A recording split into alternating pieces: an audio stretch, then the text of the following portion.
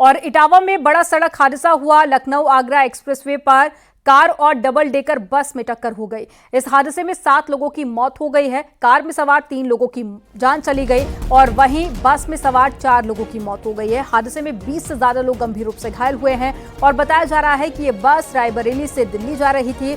वहीं हादसे पर मुख्यमंत्री योगी आदित्यनाथ ने दुख जताया और मुख्यमंत्री ने घायलों के बेहतर इलाज के निर्देश भी दिए।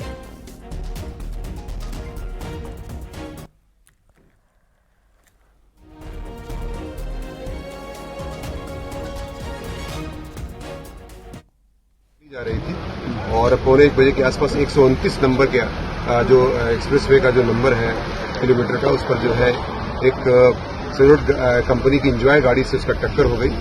बताया जाता है कि वो गाड़ी जो है आगरा से लखनऊ की तरफ जा रही थी और ऐसा प्रतीत होता है कि प्रथम दृष्टया कि ड्राइवर को नींद आ गई और उस लेन से क्रॉस करते हुए और इस गाड़ी से जो बस जा रही थी दिल्ली की तरफ, उससे आगे टकरा गई और बस डिसबैलेंस होकर फिर इस एक्सप्रेसवे से नीचे चली गई, खंडक में गिर गई, जिससे 60 लोग उस बस में बताया जाता है।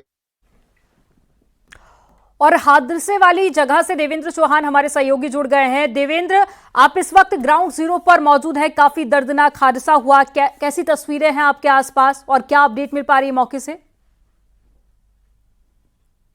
बिल्कुल, ये इटावा के ऊसरा एक्सप्रेस हाईवे है। इस एक्सप्रेस हाईवे पर ये आज सुबह देर रात को घटना हुई है। उसमें 7 लोगों की मौत हुई है। ये वही बस है जिसमें एक्सीडेंट हुआ था। 4 लोग इस बस में मौत हुई है, जबकि 3 लोग दूसरी कार में मौत हुई है। कुल मिला के 7 मौतें हुई हैं। इसमें 60 सवारियां थी। ये रायबरेली से दिल्ली जा रही थी। साथ ही अगर इस बस की उसकी बात की जाए, ये डबल डेकर बस है और इस अगर बात की जाए डबल डेकर बसों की तो प्रति माह लगभग 1 से 2 एक्सीडेंट होते हैं, जिसमें कई मौतें होती हैं। लगभग दर्जन भर मौतें हर महीने हो रही हैं। डबल डेकर बसों से ये हादसे हो रहे हैं, लेकिन फिर भी कहीं ना कहीं जो लापरवाही है वो कहीं ना कहीं सामने देखने की मिलती है, चाहे वो नींद आने की वजह से हो या अन्य किसी कारण से। लेकिन कई बार सवाल खड़े होते हैं, जो परिवहन विभाग है, परिवहन विभाग इसको मॉनिटर करता है। कहीं ना कहीं जो ARTO है, और इसमें अगर बात की जाए तो इस बस की अगर कंडीशन को देखा जाए तो इसकी अंदर से कंडीशन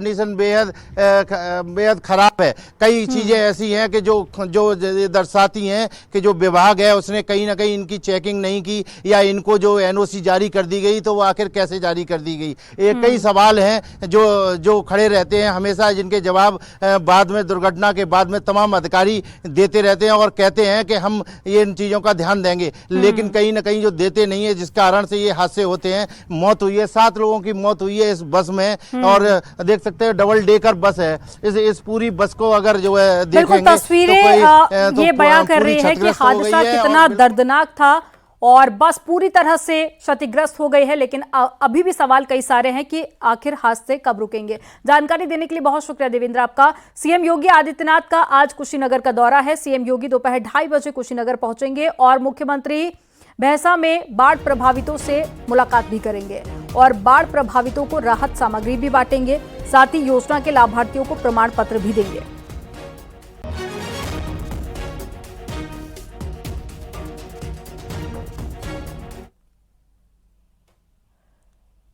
पेरिस ओलंपिक्स में आज भारत के लिए बड़ा दिन है। ओलंपिक्स में क्वार्टर फाइनल मुकाबले में ब्रिटेन से भारतीय हॉकी टीम भिड़ेगी, तो वहीं पुरुष बैडमिंटन के सेमीफाइनल में डेनमार्क के खिलाड़ी को लक्ष्य सेन चुनौती देंगे। बॉक्सिंग में लवलीना मेडल वाला पंच लगाएंगी, तो मेरठ की रहने वाली पारुल चौधरी पर आज देश की निगाहें टिकी हैं। 3000 मीटर स्टीपल चेस के पहले राउंड में दौड़ेंगी पारुल चौधरी।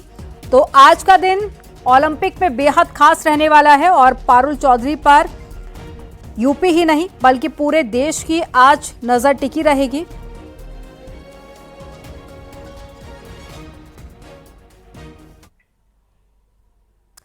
बाराबंकी में एक लड़के की सरिये से हमला करके हत्या कर दी गई और हत्या के पीछे लड़की से बात करने की वजह बताई जा रही है। लड़की के चाचा पर हत्या का आरोप लगा है। लड़की के चाचा ने अपने 4 साथियों के साथ मिलकर हत्याकांड को अंजाम दिया। मृतक का चचेरा भाई इस घटना का चश्मदीद है और पुलिस ने हत्या का मुकदमा दर्ज करके आरोपियों की गिरफ्तारी के लिए 3 टीमें गठित की हैं। बेटे के साथ आज जो है राकेश कुमार व्यक्ति ने अपने साथियों से मिलकर, 4 साथियों के साथ मिलकर के हमारे पुत्र की हत्या कर नाली में साफ फेंक दिया है। लोगों ने नाली में फेंक दिया। मौके पर जो है मेरे बड़े भाई का लड़का जो खाना लेकर अपने पिताजी को जा रहा था खेत में, उसने यार देख करके आके घर पे बताया, तो हम लोग पहुंच करके देखिए तो उसको मार करके नाली में धंसा दिए थे। और नोएडा पुलिस का बदमाशों के साथ में एनकाउंटर हुआ है। गोली लगने से एक बदमाश घायल हो गया, दूसरा बदमाश चकमा देकर मौके से फरार हो गया। घायल बदमाश शाहरुख के खिलाफ स्नेचिंग और साथ ही लूट के कई मामले दर्ज हैं। एनकाउंटर थाना फेज 1 इलाके में सेक्टर 15A के पास में हुआ। आरोपी के पास से 3 सोने की चेन, कैश और साथ ही एक लूटी हुई बाइक भी बरामद की गई। कमिश्नर महोदय के निर्देशानुसार नोएडा जोन के अंतर्गत अपराधियों के विरुद्ध चलाए जा रहे अभियान के अंतर्गत आज थाना फेज 1 पुलिस को एक सफलता हाथ लगी है। थाना फेज 1 की पुलिस आज रात्रि में गोल चक्कर के पास चेकिंग कर रही थी, जहां पर एक मोटरसाइकिल पे 3 लड़के आते हुए दिखाई दिए थे संदिग्ध, जिनको रोकने का प्रयास किया गया। इनके द्वारा भागकर वहां से रुके नहीं और पुलिस पार्टी पर फायरिंग की। पुलिस पार्टी के द्वारा आत्मरक्षा फायरिंग की गई। इसमें एक बदमाश घायल हुआ। घायल बदमाश की पहचान शाहरुख के रूप में हुई है, जो मूल रूप में दिल्ली का रहने वाला है। इसके ऊपर पूर्व से ही कई मुकदमे लूट के एवं अन्य संगीन धाराओं के पंजीकृत हैं। इटावा में पुलिस एनकाउंटर में एक बदमाश गोली लगने से घायल हो गया। पुलिस ने 2 बदमाशों को गिरफ्तार कर लिया। एनकाउंटर बकेवर थाना क्षेत्र में ग्राम उरेंग में हुआ है। दोनों बदमाश विश्वनाथ और साथी रवि मोबाइल और चेन स्नेचिंग के आरोपी हैं। विश्वनाथ के खिलाफ लूट और चोरी के 11 मुकदमे भी दर्ज हैं। आरोपियों से तमंचा और साथ ही 10 मोबाइल भी बरामद किए गए। मिली है कि जनपद इटावा के बकेवर थाना में एक मुठभेड़ हुई है। 2 बदमाश इसमें गिरफ्तार किए गए। मुठभेड़ में एक विश्वनाथ नाम का बदमाश है और एक रवि नाम का बदमाश है, जिनकी उम्र करीब 26 साल और 20 साल के आसपास है। और एक तमंचा 315 बोर का और कारतूस बरामद किए गए हैं। पुलिस ये पल्सर गाड़ी से जा रहे थे। पुलिस जब इनको इंटरसेप्ट करके चेक करती है तो ये पुलिस पर फायर करते हैं, जिसमें पुलिस प्रतिक्रियाशील फायर करती है। इसमें विश्वनाथ नाम के मुलजिम को दाहिने पैर में गोली लगती है और उसको तत्काल प्रभाव से चिकित्सा के लिए चिकित्सालय ले जाया जाता है। आगरा में सरकारी क्वार्टर में महिला इंस्पेक्टर और उसके प्रेमी इंस्पेक्टर को पकड़ने और मारपीट करने के मामले में एक्शन हुआ है। डीसीपी सिटी ने थाने में मौजूद 8 पुलिस वालों के खिलाफ कार्रवाई की है। महिला इंस्पेक्टर के साथ जब मारपीट हुई तो थाने में मौजूद कोई भी पुलिस वाला बचाने के लिए नहीं आया। लापरवाही के आरोप में हेड कांस्टेबल समेत 3 लोगों को निलंबित कर दिया गया, जबकि 2 दारोगा समेत 5 पुलिस वाले लाइन हाजिर किए गए। साथ ही महिला इंस्पेक्टर के साथ मारपीट करने वाले 3 लोगों के खिलाफ मुकदमा दर्ज किया गया। मामला थाना रकाबगंज का है। महिला इंस्पेक्टर को उसके प्रेमी इंस्पेक्टर के परिवार वालों ने मारपीट की थी और पुलिस आयुक्त के आदेश पर महिला इंस्पेक्टर को सस्पेंड कर दिया गया था।